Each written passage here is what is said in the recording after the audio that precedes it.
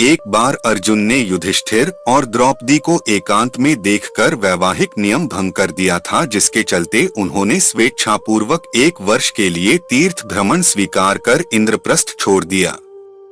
एक दिन वे हरिद्वार में स्नान कर रहे थे कि तभी नागराज कौरव्य की पुत्री नागकन्या उलूपी ने उन्हें देखा और वह उन पर मोहित हो गई। ऐसे में वह उन्हें खींचकर अपने नागलोक में ले गई और उसके अनुरोध करने पर अर्जुन को उससे विवाह करना पड़ा। अर्जुन ने नागराज के घर में ही वह रात्रि व्यतीत की।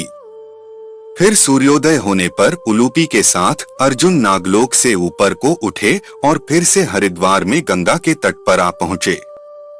उलूपी उन्हें वहां छोड़कर पुनः अपने घर को लौट गई। जाते समय उसने अर्जुन को यह वर दिया कि आप जल में सर्वत्र अजेय होंगे और सभी जलचर आपके वश में रहेंगे।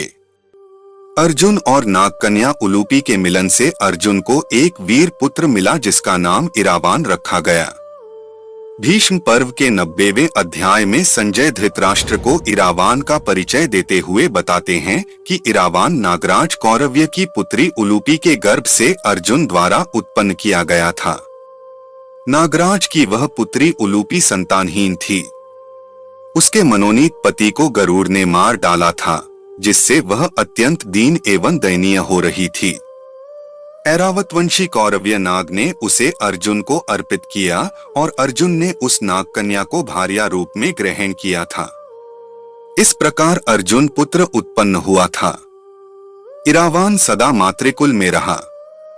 वह नागलोक में ही माता उलूपी द्वारा पाल पोस कर बड़ा किया गया और सब प्रकार से वहीं उसकी रक्षा की गई थी।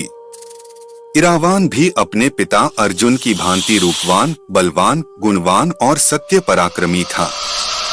महाभारत के भीष्म पर्व के 83वें अध्याय के अनुसार महाभारत के युद्ध के 7वें दिन अर्जुन और उलूपी के पुत्र इरावान का अवंती के राजकुमार विंद और अनुविंद से अत्यंत भयंकर युद्ध हुआ।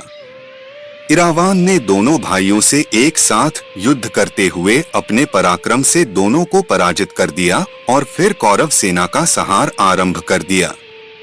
भीष्म पर्व के 91वें अध्याय के अनुसार 8वें दिन जब सुबलपुत्र शकुनी और कृतवर्मा ने पांडवों की सेना पर आक्रमण किया, तब अनेक सुंदर घोड़े और बहुत बड़ी सेना द्वारा सब ओर से घिरे हुए शत्रुओं को संताप देने वाले अर्जुन के बलवान पुत्र इरावान ने हर्ष में भरकर रणभूमि में कौरवों की सेना पर आक्रमण कर प्रत्युत्तर दिया।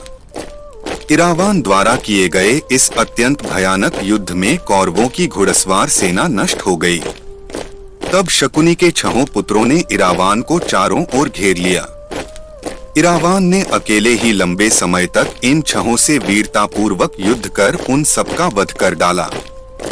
यह देख दुर्योधन भयभीत हो उठा और वह भागा हुआ राक्षस ऋष्यशृंग के पुत्र अलम्बुश के पास गया, जो पूर्व काल में किए गए बकासुर वध के कारण भीमसेन का शत्रु बन बैठा था।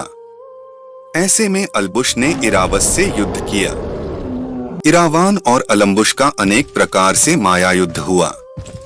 अलम्बुश राक्षस का जो अंग कटता, वह पुनः नए सिरे से उत्पन्न हो जाता था। युद्धस्थल में अपने शत्रु को प्रबल हुआ देख उस राक्षस ने अत्यंत भयंकर एवं विशाल रूप धारण करके अर्जुन के वीर एवं यशस्वी पुत्र इरावान को बंदी बनाने का प्रयत्न आरंभ किया। उस दुरात्मा राक्षस की माया देखकर क्रोध में भरे हुए इरावान ने भी माया का प्रयोग आरंभ किया। उसी समय नागकन्या पुत्र इरावान के मातृकुल के नागों का समूह उसकी सहायता के लिए वहां आ पहुंचा। रणभूमि में बहुतेरे नागों से घिरे हुए इरावान ने विशाल शरीर वाले शेषनाग की भांति बहुत बड़ा रूप धारण कर लिया। तब उसने बहुत से नागों द्वारा राक्षस को आच्छादित कर दिया।